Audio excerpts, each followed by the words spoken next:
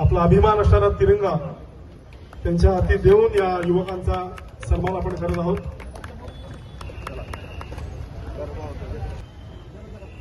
आपला अभिमान असणारा तिरंगा त्यांच्या हाती देऊन या युवकांचा सन्मान आपण करत आहोत। व्यासपीठावरील माजी सैनिक, जिल्हा परिषदेच्या अध्यक्षा अस्मिताताई, लांजा राजापूर मतदारसंघाचे लोकप्रिय आमदार आदरणीय किरण भैया, लोकप्रिय जिल्हाधिकारी मनोजजी जिंदाल, लोकप्रिय पोलीस अधीक्षक नितीनजी बगाटे, व्यासपीठावर उपस्थित असलेले सर्वच नगराध्यक्ष असतील, जिल्हा परिषदेचे उपाध्यक्ष असतील, सर्व सभापती असतील आणि सगळ्यात विशेष म्हणजे व्यासपीठावर असलेले विद्यार्थी, आमचे मित्रमैत्रिणी असतील आणि हजारोंच्या संख्येनं उपस्थित रत्नागिरीकर बंधू आणि भगिनींनो, मला आपल्या सगळ्यांना मनापासून धन्यवाद एवढ्यासाठीच द्यायचे आहेत की या रॅलीचं नियोजन करायचं 72 तासाच्या अगोदर ठरलं आणि 72 तासानंतर या महाराष्ट्रातली सगळ्यात मोठी रॅली, तिरंगा रॅली काढण्यामध्ये रत्नागिरीकर यशस्वी झाले। त्याबद्दल मी मनापासून आपल्याला धन्यवाद देतो। आणि या तिरंगा रॅलीमध्ये नक्की काय होतं तर झेंड्याप्रतीचं प्रेम होतं, देशाप्रतीचं प्रेम होतं। आणि या रॅलीचं वैशिष्ट्य काय होतं तर या रॅलीमध्ये रत्नागिरीतील तरुणाई देखील रस्त्यावर उतरलेली होती। संविधानाचा आदर नक्की कशा पद्धतीने असतो याचं ज्वलंत उदाहरण म्हणजे ही रत्नागिरीची तिरंगा रॅली आहे। आपला रत्नागिरी जिल्हा छत्रपती शिवाजी महाराजांच्या पदस्पर्शानं पावन झालेला जिल्हा आहे। भारतरत्न डॉक्टर बाबासाहेब आंबेडकरांच्या पदस्पर्शानं पावन झालेला जिल्हा आहे। लोकमान्य टिळकांच्या पदस्पर्शानं पावन झालाय, विदा सावरकरांच्या पदस्पर्शानं पावन झालाय।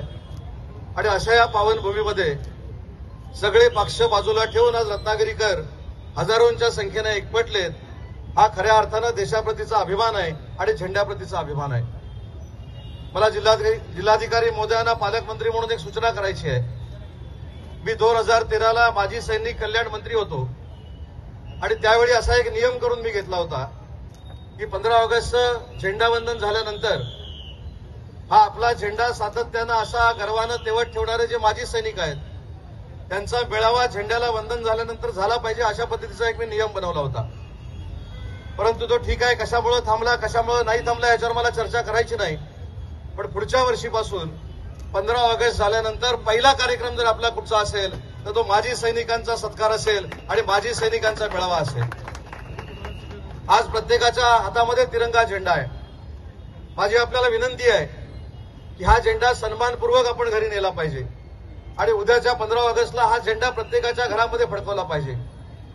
देशभक्ती ही सांगून होत नाही, देशभक्ती ही शिकवून होत नाही। संविधानासारख्या पवित्र ग्रंथाचा जर मान सन्मान ठेवायचा असेल तर या रत्नागिरीचा संस्कार आणि या रत्नागिरीच्या संस्काराचा आदर्श अख्ख्या देशाने घ्यावा, असं वर्तन रत्नागिरीकरांनी आज करून दाखवलं। त्याबद्दल या जिल्ह्याचा पालकमंत्री म्हणून तुमच्याबद्दल मला अभिमान आहे आणि रत्नागिरीकरांबद्दल गर्व देखील आहे। आज माजी सैनिक सगळे व्यासपीठावर आहेत। मी एक 2-4 महिन्यापूर्वी ठाणे जिल्ह्यातल्या डॉक्टर श्रीकांत शिंदे साहेबांच्या मतदारसंघामध्ये गेलो होतो।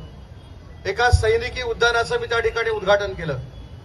मी आज माजी सैनिकांना शब्द देतो की पुढच्या 14 ऑगस्टच्या रॅलीच्या अगोदर, तिरंगा रॅलीच्या अगोदर या रत्नागिरी शहरामध्ये दिमागदार असं सैनिकी उद्यान उभं केलं जाईल आणि त्याच्यातनं खऱ्या अर्थानं देशातल्या सगळ्या माजी सैनिकांना मानवंदना दिली जाईल।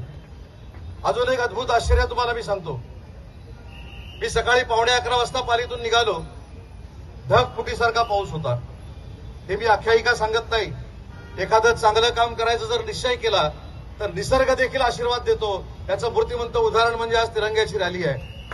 कुवारबावला आलो, कुवारबाववरनं मी प्रांताधिकाऱ्यांना फोन केला की ढगफुटीसारखा पाऊस कुवारबावमध्ये पडतोय, आपली रॅली होणार आहे की नाही।